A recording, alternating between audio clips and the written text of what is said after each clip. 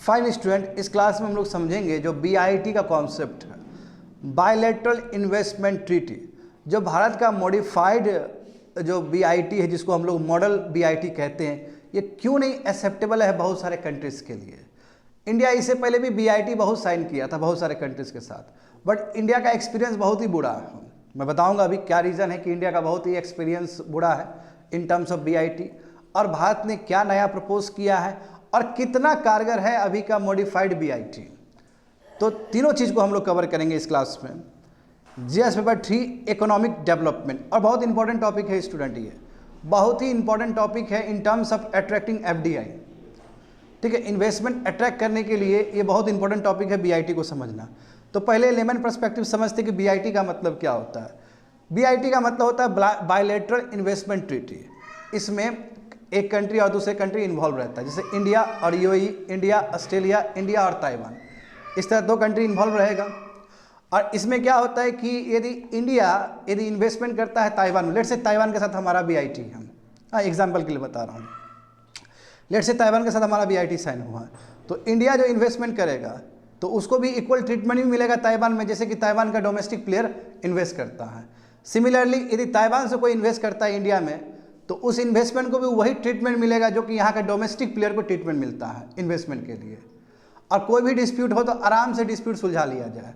That is the meaning of BIT। मैं हुआ क्या, भारत का एक्सपीरियंस बहुत बुरा है। हमने लगभग बहुत सारे कंट्रीज से 70, 75, 80 कंट्रीज हमने साइन किया था BIT, 70 to 80 कंट्रीज हमने BIT साइन किया था, बट हमारा एक्सपीरियंस इतना बुरा है, स्पेशली वोडाफोन और जो कैन एनर्जी का जो एपिसोड हुआ था, उसकी वजह से हम क्या किए कि जितने भी हमारे BIT साइन था 75 कंट्रीज़ के साथ, वो सब हम कैंसिल कर दिए।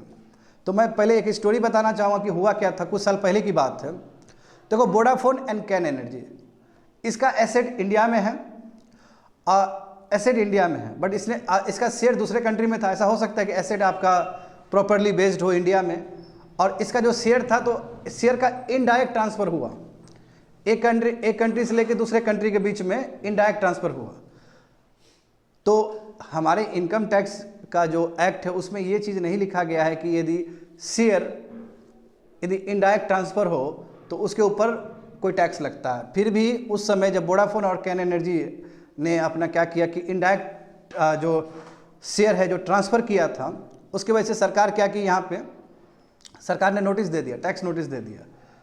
तो जब टैक्स नोटिस दे दिया तो उसके बाद ये लोग जो कंपनी है, ये कंपनी बोले कि नो, ये चीज़ तो आपके income tax department, income tax के लॉ के अंदर आता ही नहीं है। हमने तो जो इनडायरेक्ट शेयर है उसका ट्रांसफ़र किया, ये तो आपके जुरिस्डिक्शन में नहीं आएगा। ये मामला गया कोर्ट में, भारत के कोर्ट में गया, तो भारत के कोर्ट ने भी सपोर्ट किया इन्हीं लोग कंपनी को कि सही बात है, इनकम टैक्स लॉ में ये तो है ही नहीं, ये तो आपका जुरिस्डिक्शन ही नहीं है। यानी कि कोर्ट ने भी फैसला सुनाया वो कंपनी के बिहाफ में ही, कंपनी के फेवर में ही। उसके बाद देखो फिर सरकार क्या की, सरकार रेट्रोस्पेक्टिव जाके, बैक डेट से जाके, कि अभी तक जितने भी कंपनी यदि इनडायरेक्ट ट्रांसफ़र किया है शेयर का, बैक डेट से ही लगेगा। तो इसकी वजह से ह्यू एंड क्राइम मच गया, क्योंकि आप यदि बैक डेट से लगाते हो, रेट्रोस्पेक्टिव टैक्सेशन लगाते हो, तो ये बहुत ही खराब माना जाता है इन्वेस्टमेंट के लिए। प्राइवेट प्लेयर के बीच में बहुत ही गलत मैसेज जाता है। और उसके बाद देखो हमारा केस क्या हुआ, हमारा केस बाहर गया, दोनों ही केस हम हार गए, और उल्टा हमारा जो एसेट था वो अच्छा खासा सीज्ड हो गया बाहर। तो इंडिया का बहुत ही बुरा एक्सपीरियंस रहा BIT का, और इसलिए भारत ने बैक टू बैक बहुत सारे जो BIT साइन किया था पिछले गवर्नमेंट ने, मनमोहन सिंह की सरकार में जो भी हुआ था, उसको पूरा टर्मिनेट कर दिया गया। और उसके बाद नया मॉडल BIT के साथ आया। नया मॉडल जो BIT है उसमें भी कुछ ना कुछ लकूना है, उसमें भी कुछ ना कुछ प्रॉब्लम है, उसके बारे में समझोगे। तो यहाँ पे समझो कि model BIT was rooted in several adverse ruling the government faced around a decade ago. समझ गए ना। तो ये मॉडल BIT ऐसा नहीं कि अचानक आ गया, इसके पीछे आने का रीज़न है कि सरकार ने बहुत सारा चैलेंजेस झेला है लगभग पिछले 10 साल में। जैसे एग्जांपल देखो, कंट्रोवर्सी कि जब रेट्रोस्पेक्टिव टैक्सेशन लगा दिए थे वही वोडाफोन के ऊपर और कैन एनर्जी के ऊपर, तो मामला बहुत ही गड़बड़ा गया और हमारे हक में नहीं गया फैसला। इसके वजह से क्या हुआ, इनडायरेक्ट ट्रांसफ़र ऑफ एसेट्स को लेकर था। इनडायरेक्ट ट्रांसफ़र ऑफ एसेट्स जो शेयर है, इनडायरेक्ट जो शेयर है आपका, जैसे एसेट है भारत में, उसका इनडायरेक्ट उसका जो शेयर है, जो प्रिंसिपल तो आपका एसेट्स यहाँ पे कंट्री में है, बट उसका जो शेयर है दूसरे कंट्री में, तो वहाँ से यदि सेल किया जा रहा था तो ये लोग को लगा, वोडाफोन को, कैन एनर्जी को, कि भारत को टैक्स देने की कोई ज़रूरत नहीं है। मगर यहाँ इनकम टैक्स डिपार्टमेंट चला गया टैक्स लेने के लिए, नोटिस भेज दिया उसको, हम हार गए इस चीज़ को लेके।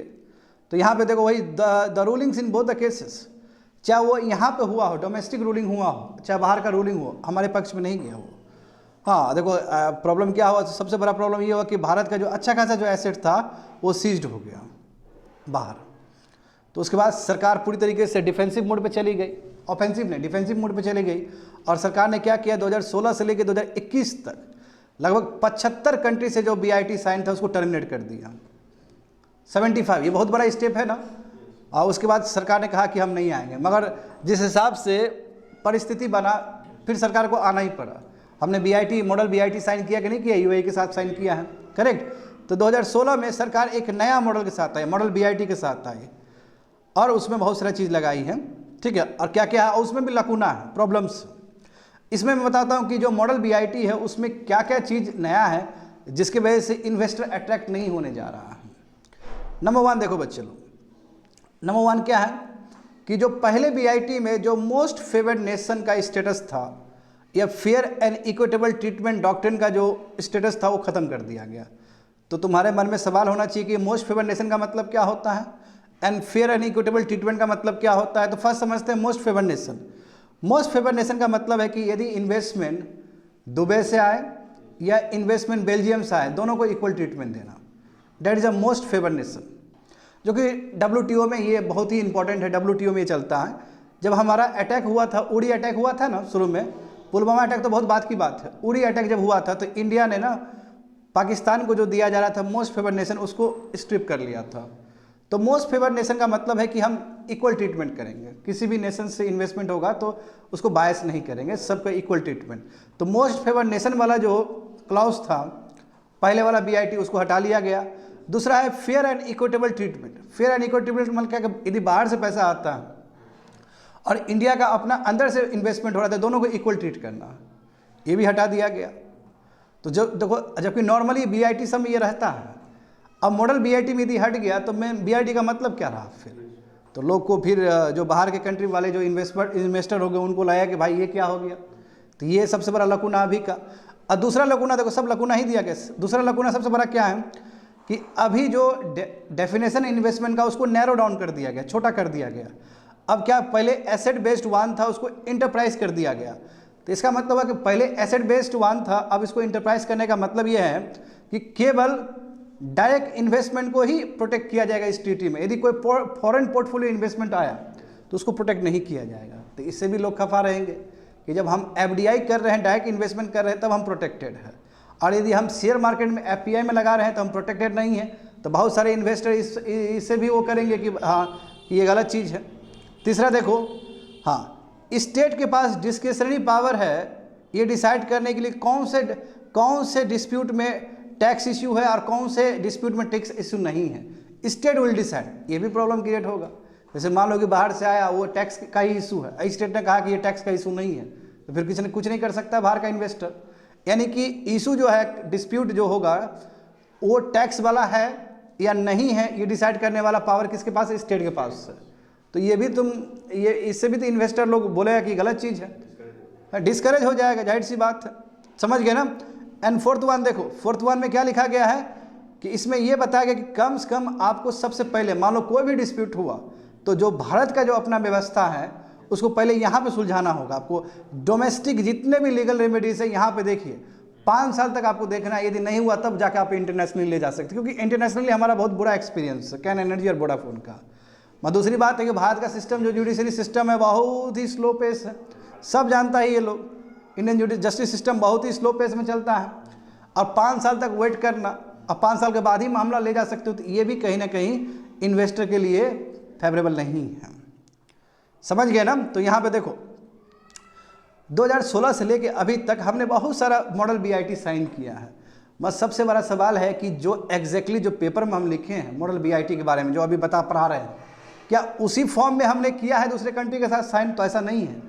ये जो मॉडल BIT है उसमें मॉडिफिकेशन करके हमने बहुत सारे कंट्रीज के साथ साइन किया है। जैसे एग्जांपल देखो 2016 से लेके अभी तक हम बहुत सारे BIT किए, जैसे UAE के साथ किए हैं, नोट देखते जाओगे बच्चे लोग, UAE के साथ किए हैं, बेलारूस के साथ किए हैं, ताइवान के साथ किए हैं, ब्राज़ील के साथ किए और कजाकिस्तान के साथ किए हैं। केवल ताइवानी है, हाँ except Taiwan the other countries have sufficient Indian investment, यानी कि except Taiwan the other countries have sufficient Indian investment, Taiwan छोड़ के बाकी जगह पर हमारा अच्छा खासा इन्वेस्टमेंट रहा है। अच्छा ये देखो, इंडिया ने कंप्रहेंसिव एग्रीमेंट यूएई के साथ भी किया, ऑस्ट्रेलिया के साथ भी किया, इंडो पैसिफिक इकोनॉमिक फ्रेमवर्क भी किए थे प्रोस्पेक्टिव एग्रीमेंट के लिए, but several clauses very with the model BIT. BIT का जो मॉडल बीआईटी उसको बहुत सारे क्लॉज को अपग्रेड करके चेंज करके हमने इस किया है। इसका मतलब मॉडल बीआईटी में इतना लकूना है कि डायरेक्ट अप्लाई नहीं हो पा रहा है। एग्जाम्पल देखो, ब्राज़ील के साथ भी जो किए हैं तो उसमें भी क्लॉज को हटाया गया, does not include the clause involving local remedies and the one with the UAE expressly includes portfolio investment. देख रहे हो ना, जब ब्राज़ील के साथ साइन किए हैं तो उसमें हम लोकल जो रेमेडीज कि 5 साल तक आप यहाँ पे सुलझा सकते हो मैटर, उसको हटा दिया गया।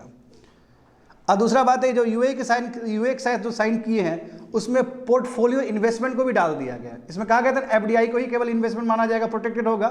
यूएई के साथ जो साइन किए थे उसमें पोर्टफोलियो इन्वेस्टमेंट को भी सुरक्षा दिया गया, जो कि मॉडल बीआईटी में कहीं नहीं है।